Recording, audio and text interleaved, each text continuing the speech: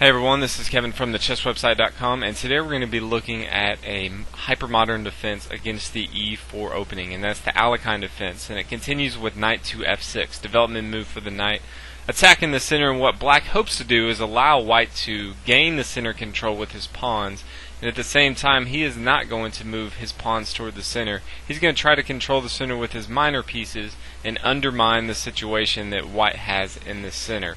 So we're going to look at the three main lines that you may see: the 4-pawn attack, the exchange variation, and the modern attack, which is the main line, and talk about some of the key points that you'll want to know for each variation. The first line that we're going to take a look at is the 4-pawn attack, and it's the most aggressive line that you'll see from white. And what it looks to do is control the entire center with its pawns while trying to chase the black knight all over the board. So it continues with pawn to e5, knight to d5, pawn to d4, and black responding with pawn to d6, trying to, one, give a little room for his light square bishop, and at the same time trying to undermine this pawn on e5 that's already in our camp here. And as you can see, this is going to be a common theme, this setup right here, and this is where all the lines are going to vary from this situation right here. And in this case, white's going to continue to put more pressure on our knight and continue to chase our knight around the board with pawn to c4. This is 3 pawns so far, and we're going to bring our knight to b6. And white's going to continue with pawn to f4. And this is the 4-pawn attack, and as you can already tell, this is the most aggressive because white already has 4 of his pawns in the middle of the board controlling the center, and we've only moved 1 pawn, and we've had our knight chased around the entire board the whole game, which, if you know anything about opening principles, you really don't want to move your minor pieces all around the board, but any hypermodern player will tell you that you want white, in this case, to overextend his pawns so that black can undermine and take control of the center later on in the game. But black really has to be careful not to play too passive, because white's going to run over him if he doesn't counterattack at some point in the game. So just something to think about if you are playing black, that yes, you play passive at the beginning, but then you don't play passive later on. You actually play very active later on. So something to think about. Now in this case, black has 2 different moves. He can capture with d takes on e5, or he also has a very sharp line of g5 right here, in hopes that white's going to capture on g5, and then after we exchange here on e5, and we trade off queens, white's going to be up material by 1 pawn, but as you can tell, the white king can no longer castle, and all 3 of these pawns in the center are going to be really hard for white to defend, and they're going to be very easy for black to attack. Black can bring his bishop into the action, and once he brings his knight into the action, his b knight, he can castle queenside, and he's going to have a lot of attacking lines. And white's going to have a really hard game holding onto all these pawns and protecting his king out in the middle. So this is the sharp line that you may see. And as we talked about, another move is pawn takes on e5. And from here, after pawn takes on e5, then we can bring our knight to c6, attacking both this pawn on e5 and d4. Great development move for black, trying to control the center. From here, you may see white bring his bishop to e3, trying to hold on to this d4 pawn. This is going to be a huge attack.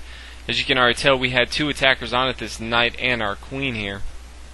And now we're going to bring our bishop into the action with bishop to f5. And in this case, we're really looking to bring our queen maybe to d7 and castle queenside and really try to put a lot of pressure on this d4 pawn. So this is the 4-knight attack. It is, again, the most aggressive that you'll see from white, but you may not see it as often as the other 2 lines. So we're going to take a look at those as well.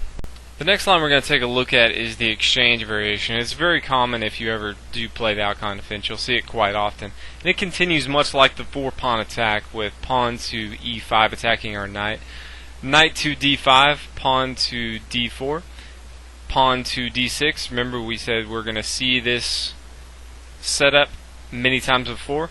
White's going to continue with the 3-pawn setup with pawn to c4, and after our knight comes to b6, white's now going to exchange on d6. Now, if you're a very defensive player, you're not very aggressive, and you like sharp tactical lines, later on in the game and you like to build up in the center, then I would recommend pawn takes on d6. And from here, black's going to look to put his light square bishop on e6 and bring his dark square bishop to e7, castle kingside. He's going to have a very sharp and methodically defensive game.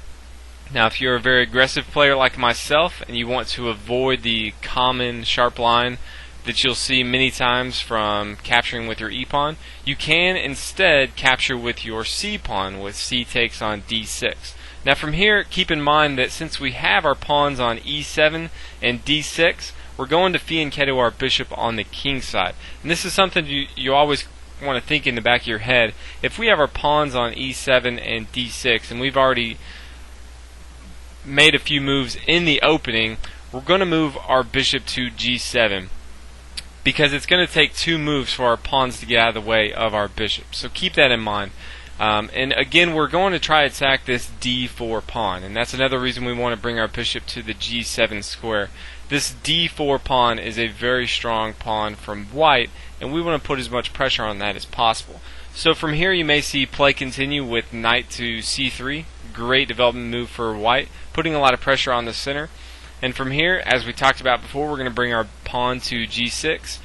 And then you may see white bring his bishop to e3, putting another defender on this d4 pawn. Now keep in mind, you might not see white play this way, so if he's not too familiar with capturing the exchange variation with our c pawn, and he doesn't put a lot of defense on this d4 pawn, it's going to be very good for you. Once we bring our bishop to g7, we're going to be putting a lot of pressure on this d4 pawn. So if he's not building up his defenses, if he's instead playing, his bishop out and then trying to castle kingside, you may be able to take this d4 pawn a little easier than you may have expected. So from here you may see the white rook come to c1, and from here we're going to castle kingside. You always want to castle kingside sooner than later. Make sure your king's in a safe place. From here you may see white bring his pawn to b3, trying to put another defender on this c4 pawn. Remember, we are attacking it with our knight here. Anytime we can bring our queen into the action with a move like queen to c7. So from here, we're just going to bust through the middle. Again, we're trying to attack this d4 pawn, but at the same time, like we talked about it before, you don't want to be too passive if you're black in the Alekhine defense. We've allowed white to have a lot of tempo-gaining attacks early on, chasing our knight around. So eventually, depending on where white plays, if he plays defensive correctly, then we want to bust up the middle, and we want to make sure that he doesn't have all the central control that he wants to with all his pawns. So these are some of the things you'll want to take a look at in the exchange variation. Now let's go and take a look at the main line. And the main line from the beginning starts out the same as the other 2 lines. White comes to e5, our knight's going to come to d5, white's going to play pawn to d4, and we're going to bring our pawn to d6. But from here it's going to be a little bit different. White's going to bring his knight to f3. And this is the modern variation, and it's the main line, so you'll see it more often than not.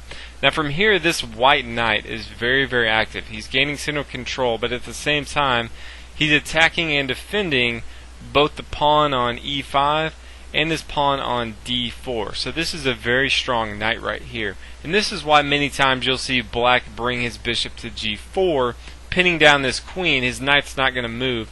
And many times from here, depending on where white plays, black's going to trade off this bishop. A lot of times you'll see players try not to trade off their bishop for knight early on, since a bishop pair is usually stronger, since it's easier to open up a game than it is to close up a game. But a lot of times a black player in this position will trade off his bishop because that knight on f3 is so strong. So I usually don't recommend trading off your bishop if you are pinning it down. I like to just pin down that knight.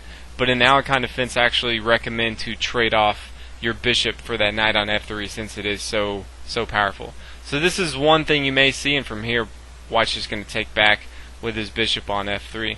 So that's one variation that you may see. You want to trade off that knight.